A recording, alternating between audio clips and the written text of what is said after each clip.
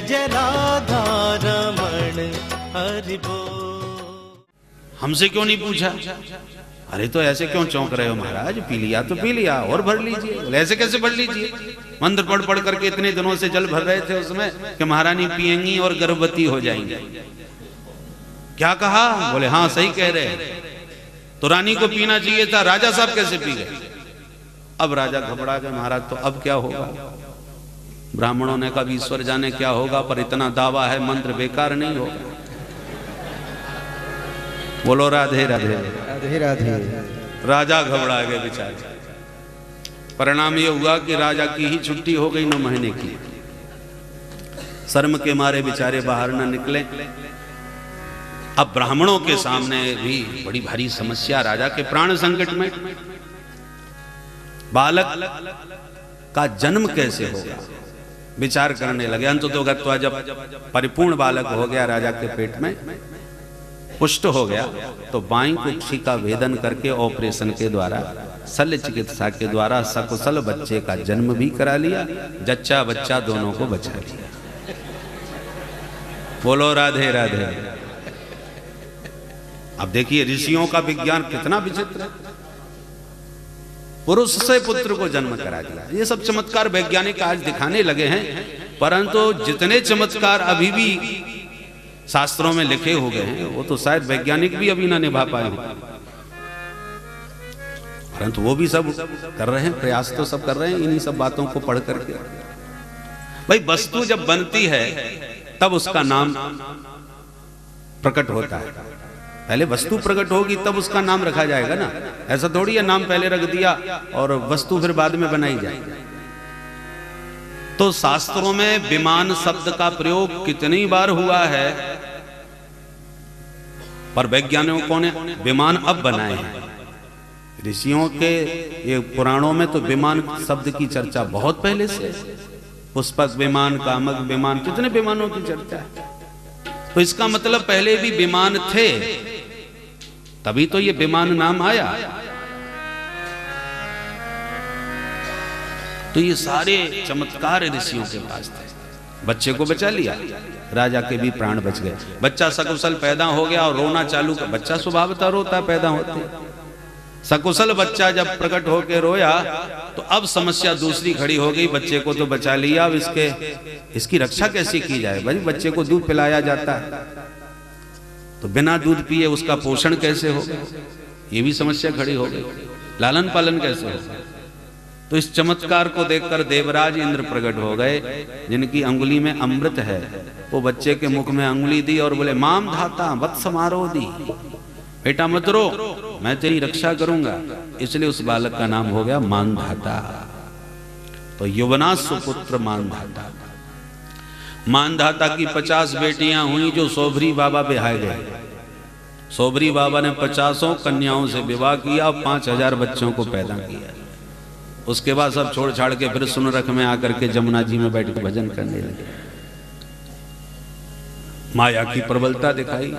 अहो इमाम पश्चित में विनाशम, मस्तक मैथुन को देख करके विवाह की इच्छा जगी थी सोभरी मन में, सोभरी जी के मन में।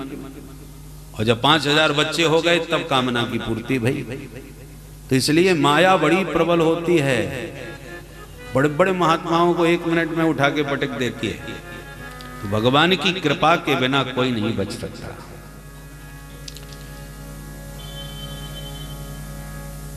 इसी सूर्यवंश में विविध प्रकार के राजा हुए। अंत में इसी वंश में त्रिशंकु हुए, हरिश्चंद्र हुए, रोहित हुए, बाहुक हुए, सगर हुए। सगर की एक रानी से 60,000 बच्चे हुए, दूसरी रानी से एक बेटा। बोलो राधे राधे राधे राधे। परंतु सगर ने जब यज्ञ किया तो यज्ञ का घोड़ा चुरा करके इंद्र ने कपिलाश्रम में बांध दिया। तो वो सबके सब बालक घोड़ा यज्ञशाला का घोड़ा कपिलाश्रम में देख करके कपिल भगवान को गाली देने लगे। हे सबाज हरस चोरह आस्ते मिलित लोचना। पाखंडी को देखो, इस बाबा को हमारा घोड़ा चुराई करके आंख बंद करके बैठाया, महात्मा बना। जैसे ही कपिल भगवान के नेत्र खोले, दृष्टि पड़ते ही 60,000 राख का भस्म हो गए। अब दूसरी रानी का बेटा था असमंजस, उसका बेटा हुआ अंशुमान। अंशुमान ने ये सारी स्थिति का पता लगाया तो कपिल भगवान की दृष्टि से जो भस्म हो गए हैं उनका उद्धार कैसे किया जाए। ब्रह्मदंड से भस्म हो गए हैं, इसलिए उद्धार नहीं हो सकता, क्या करें। तब गंगा जी का स्मरण किया गया, सभी ने तप किया। अंशुमान के बेटा दिलीप हो गए, दिलीप के बेटा भगीरथ हो गए। भगीरथ की तपस्या से मां गंगा प्रसन्न हुई। भगवान भोलेनाथ ने अपनी जटाओं में उनको स्थान प्रदान किया। प्रवाहित मां गंगा की धारा जटाओं में गिरी। भोले बाबा से प्रार्थना करी, तब बाबा ने एक जटा ढीली करके गंगा जी को प्रकट कर दिया। बोल गंगा मैया की जय। गंगाधर भगवान शिव के जटाओं से गंगा प्रवाहित हुई, गोमुख से चली। आगे आगे भगीरथ, पीछे पीछे भागीरथी। रास्ते में थे जन्नू नाम के राजर्षि, तपस्या कर रहे थे। गंगा जी बेग से आई और बाबा की सारी झोंपड़ी बहा करके ले गई।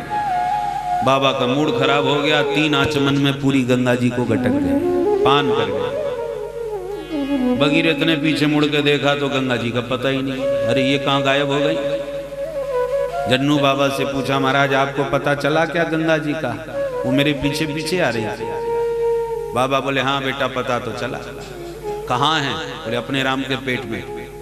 अरे ये कैसे हो गया? बोले उन्होंने मेरा घर बहा दिया, मैं उन्हीं को गटक गया। अरे महाराज ऐसा मत करो, कैसे कैसे मैं ऊपर से यहाँ तक लाया, आपने तो सब करे धरे पर पानी फेर दिया। मुझ पर कृपा करो महाराज, मुझे अपने पूर्वजों का उद्धार करना है उनके पावन जल से। बाबा को दया आ गई, पुत्री रूप में गंगा जी को जन्म दिया। तो जन्नू की बेटी बनकर के प्रकट भई तो नाम हो गया जाह्नवी। बोल जाह्नवी मैया की जय। जन्नू पुत्री जाह्नवी। भगीरथ बोले माता जी ये भारत वर्ष है, एक से खतरनाक महात्मा मिलेंगे, जरा टकराना मत, अब दोबारा शांति से मेरे पीछे चले आओ। आ गई हरिद्वार तक, गोमुख से चल चल। हरिद्वार में सप्तऋषि भजन कर रहे थे। जब धर धर करती गंगा की धारा निकली, शब्द ज्यादा हुआ। महात्मा बोले देवी जी शांति से निकल जाओ, शोर मत मचाओ, भजन में विक्षेप होता है।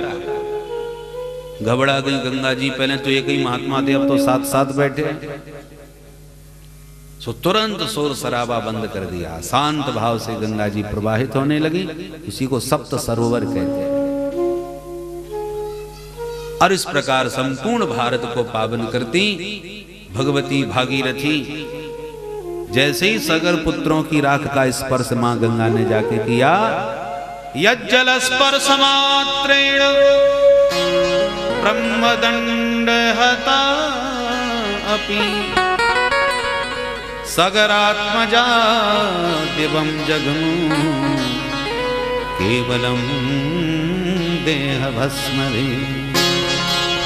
देह भस्म का ही स्पर्श करके मां गंगा ने सबको पावन बना दिया। बोल गंगा मैया की जय।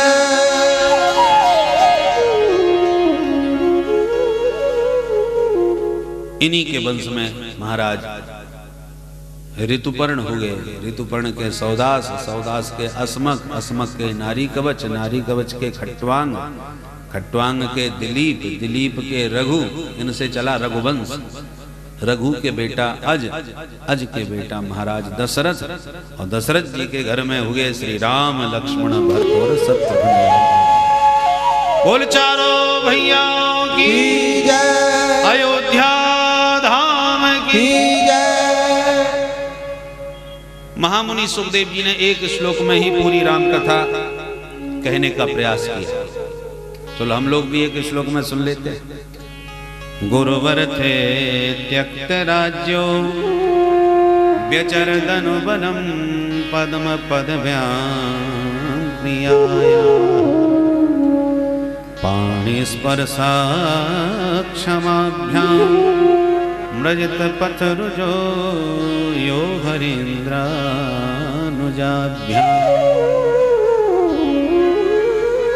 भैरूप्याक्षुर्गुणख्या प्रिय विरह रुषा रोपित भ्रूभिजृंभा प्रस्ताब्धिर्बद्ध सेतु खलदव दहन कौशलेन्द्रो वतान्न।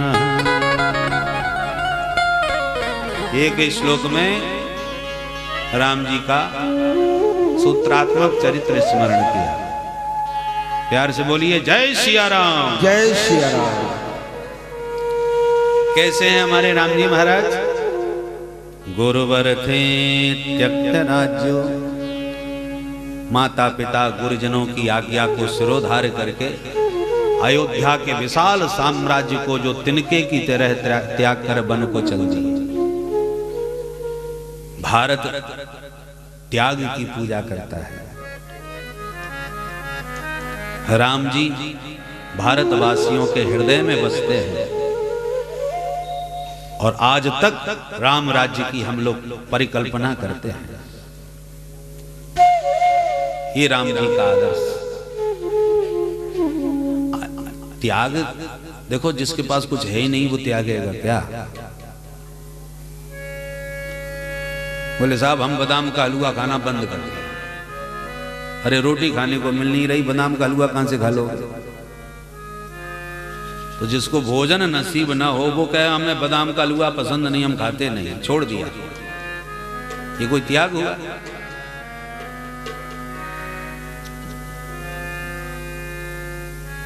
कल राजेश्वरानंद जी कल परसों मिले तो एक बढ़िया प्रसंग सुना रहे थे। बोले एक माता जी आके बार बार कहती महाराज मैं तो सिर्फ एक रोटी खाती हूँ बस। दसियों बार महाराज जी मैं बस एक रोटी खाती हूँ, कई बार सुन लिया। तो स्वामी जी बोली एक बात बोले माता जी एक बात बताओ, एक रोटी खाती हो या एक रोटी खा पाती हो? दोनों में बहुत बड़ा अंतर है। एक ही रोटी खाती हूं तो ये तो हुआ संयम, तो मैं एक रोटी से ज्यादा नहीं खाती, माने संयम से आहार विहार करती। और कुछ लोग है कि एक ही रोटी खा ही पाते हैं और ज्यादा खपती ही नहीं।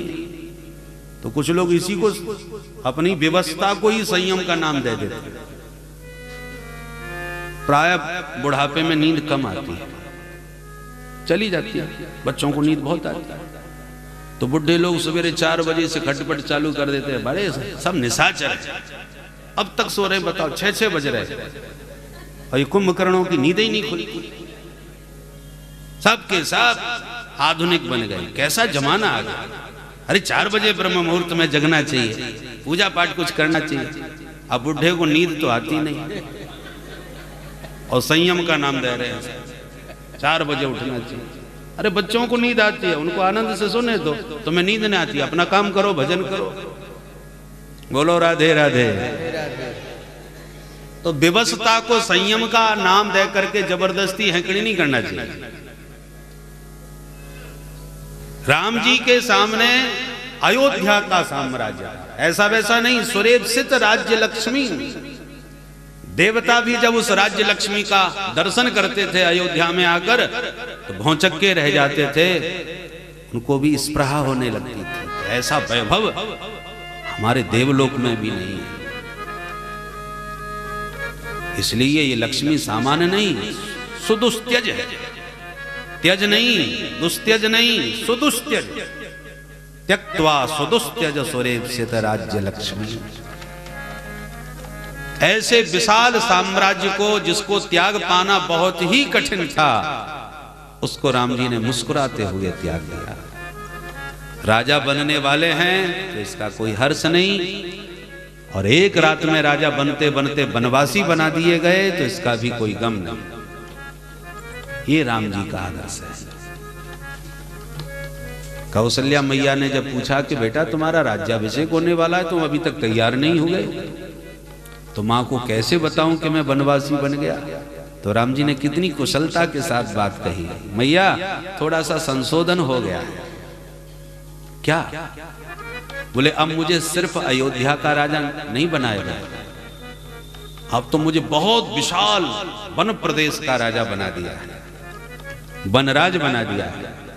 वन का राजा शेर होता है। अयोध्या का राजा मेरा भैया बनेगा और मैं संपूर्ण वन का राजा बनेगा, वनवासी बना दिया।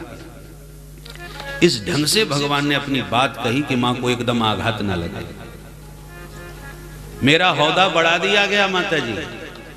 पहले यदि मेरे से कोई पूछता राजा बनने के बाद तो मैं परिचय देता मैं अयोध्या का नरेश हूं, अवधेश हूं। पर अब मेरे से कोई पूछेगा कि तुम्हारा परिचय, तो अब मैं कहूंगा मैं अवधेश अयोध्या नरेश महाराज भरत का बड़ा भाई हूं, ज्येष्ठ भ्राता हूं। तो पद और बढ़ गया। पहले तो केवल अवधेश बनने वाला था, अब तो अवधेश का ज्येष्ठ भ्राता बन गया। ये राम जी की कुशलता है। मुस्कुराते हुए वन को चल दिए।